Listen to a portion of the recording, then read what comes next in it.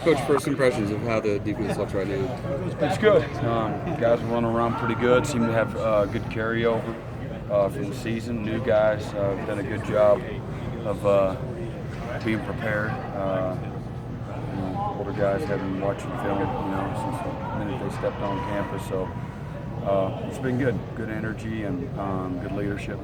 Been pleased. How about the two freshmen and how they look in, and how do you think? Two linebackers? Yeah, they're good.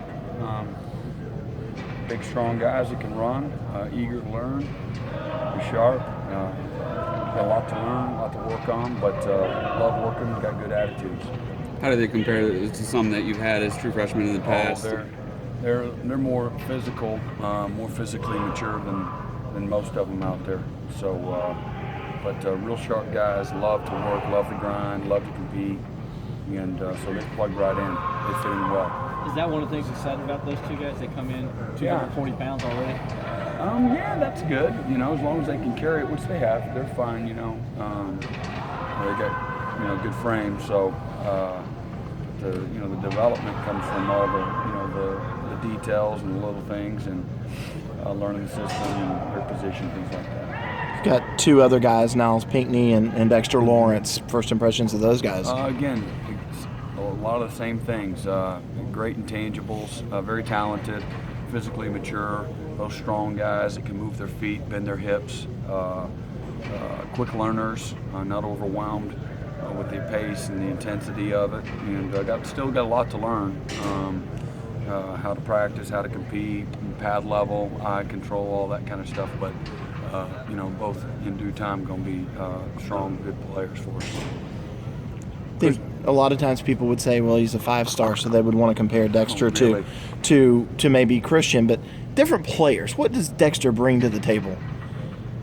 Again, he's humble, hardworking, intelligent, very physically mature, can really bend, got great feet, good top-end speed, very coachable. Is Christian a guy who's already kind of stepping up and taking on a leadership role? Absolutely, very natural leader. He's got a good personality, but he's a great worker, and so the guys follow him. But we got really good leadership, particularly inside. Scott Pagano, Carlos Watkins, Christian, those three guys in particular, all like to grind and like to work, and they understand the standard and the things that we got to do to get better. So they kind of set the tempo. Are there other guys at other positions that you're really starting to see step up as leaders this year that maybe weren't last year? I think Carlos even more so. Christian, a lot more. And, now that he's not a true freshman anymore, Ben has continued to grab the bull by the horns. Cordray last year was trying to learn his position at this time. There was a lot of unknowns with him.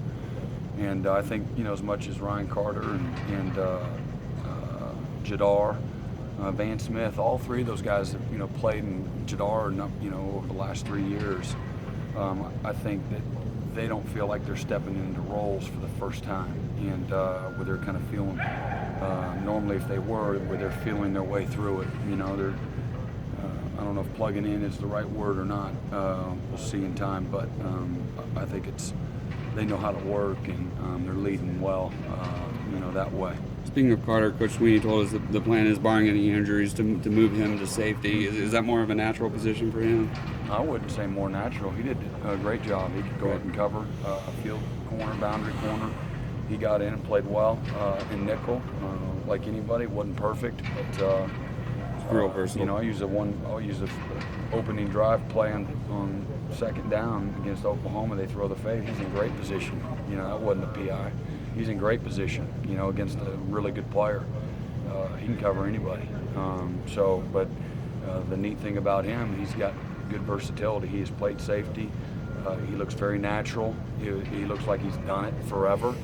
A lot of it's technique and it's patience and it's positioning, it's speed, it's transitional movement. He hadn't had to tackle anybody yet, but he's the thing that we've always liked about Ryan is he's physical, he plays big, and he likes to mix it up. So that won't be unnatural for him. So in 2 days, but it's very pleasing to see that. He doesn't look like a fish out of water. Tanner Muse has really made some good strides, and particularly in his knowledge. Got a long way to go. But Van and Jadar have both looked, solid again in their positioning and their knowledge and some their checks and things like that. So I can go on. Mark Fields and Cordray, amongst others, and trying to think our other corners, Marcus Edmond and Caleb Chalmers. Adrian Baker. Those guys have looked good through a couple days, and I really like our back seven. We've got to do a better job of communicating pre-snap, and been pleased with that thus far.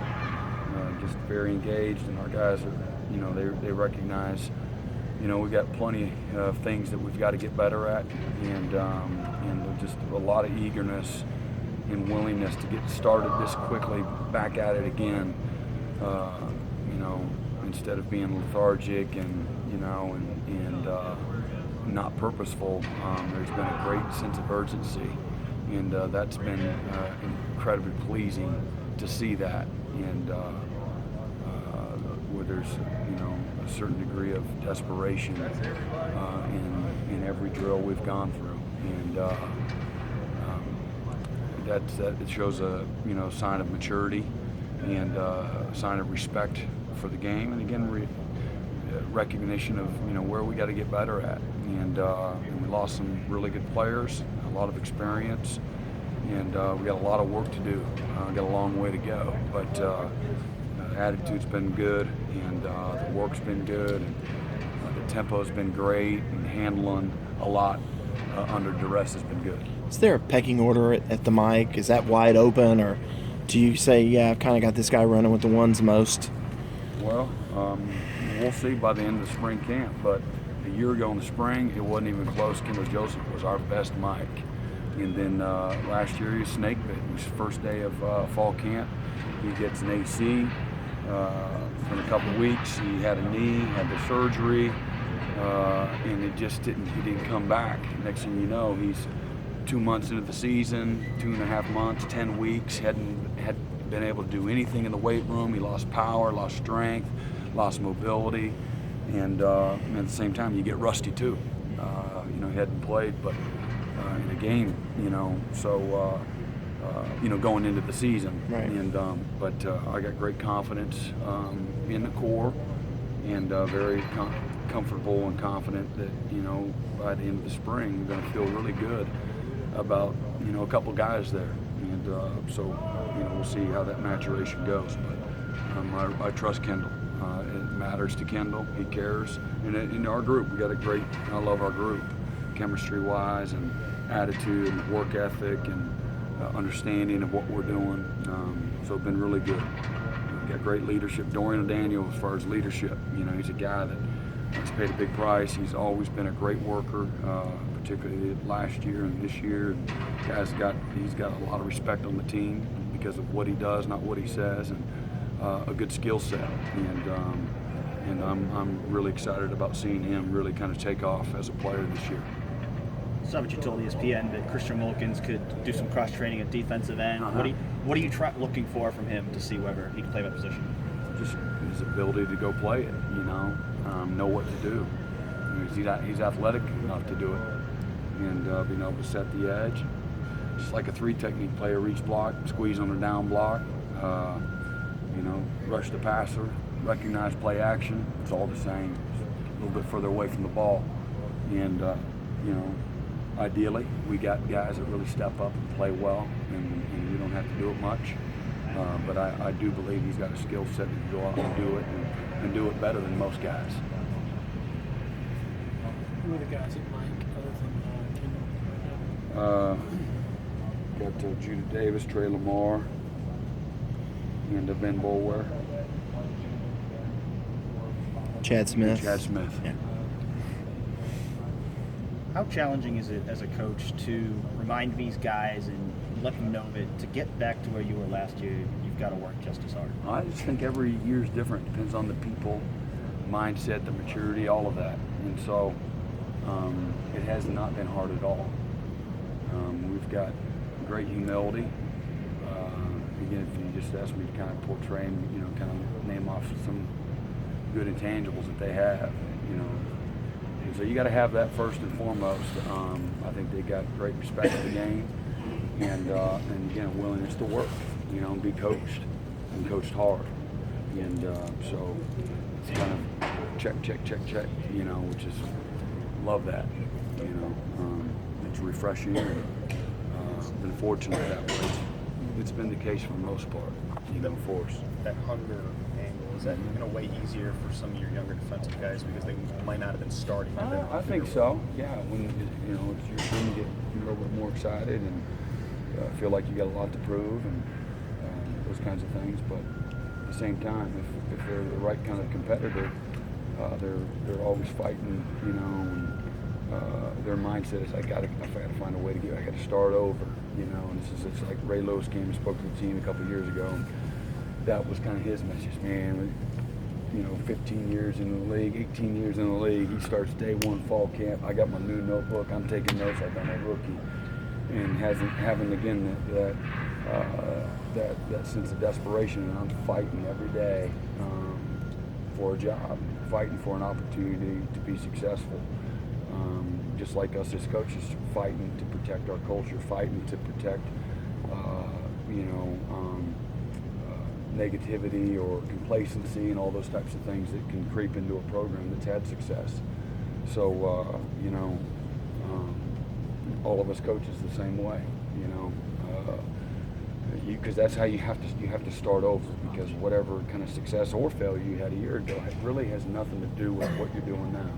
And everybody got to kind of start over with that clean slate and that, you know, just again having the right mindset in regards to what it takes to prepare and have the kind of success that ultimately everybody does. And that's just having respect for the process and respect for the game and respect how you play at a high level. Does Boulware set the tone? He does. In that he does. regard? He's the first one in the front of the line saying, "Here's what I need to get better at, and I'm gonna stand out here and I'm gonna be the first one to go to work with it." And without that, you got a guy like feels like he's been there, done that, and has a ho-hum attitude, and he's complacent and all that, and that's very discouraging. And then you gotta make an example of him, you know, because everybody's watching you. What are you gonna do? Are you gonna let him do that? Because that's what you know we're demanding of him all the time. And all of a sudden, the guy steps out and doesn't behave the right way, or act the right way, or lead the right way, respond the right way, be coached the right way. Then you got to make an example of him. And it's easy to kind of look the other way when you have, you know, proven veteran, you know, so to speak, and you know, sweep it under the rug. And but we're not going to do that. And it doesn't matter. Ben's not that way. Looking back